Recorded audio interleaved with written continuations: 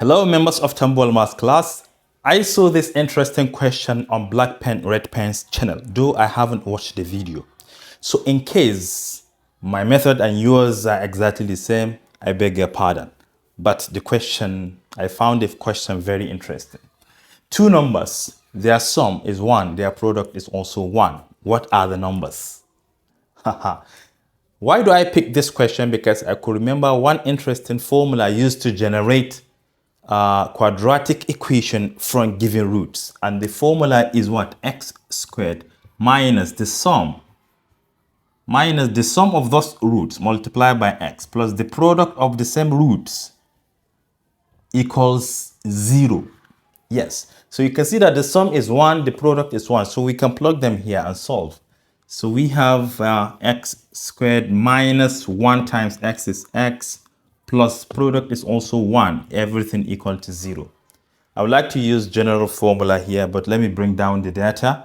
You can see that the leading coefficient is 1, the coefficient of x is -1, and the constant is 1. So what is the formula? Remember, x is equal to minus b plus or minus the square root of b squared minus 4 times a times c divided by 2 times a. Let's plug everything inside. X is equal to minus, b is -1. So we have minus 1. Plus or minus the square root of what? B is -1 squared from here. Minus 4 times a is 1, c is also 1. Divide by 2 times 1. A is 1, remember. So let's simplify everything. Minus is plus. So x is equal to 1 plus or minus -1 squared is 1. 4 times 1 times 1 is 4. 1 minus 4 is -3. So under the square root, we have -3. Divide by 2 times 1 is 2. So you know that this is 1 plus or minus. Should I even leave the square root like this? But you can write it as root 3i because of the negative sign. Divide by 2, which means that the two numbers we are looking for are, since I've used x, let me continue using the x. 1 plus or minus, okay, let me split them. 1 plus root 3i divided by 2. And the other one, 1 minus root 3i divided by 2. These are the two numbers. But please, let's confirm.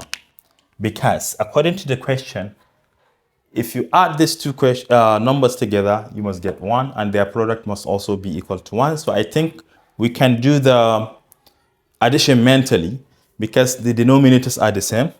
So if you add, let me call this one x1 and this is x2. If you add x1 and x2 together, this is going to be 2 divided by 2, which is equal to 1, because this is positive, this is negative, they will cancel. You have 1 plus 1 is 2. The common denominator is 2, so we have 1. So no problem with the sum. What about the product? Are we going to get exactly 1? We take 1 plus root 3i divided by 2. We multiply by 1 minus root 3i, also divide by 2. Can you see that the top is difference of two squares? You take the first one, you square that. You subtract, you take the second term, you also square that. All right, divide by 2 times 2 is 4.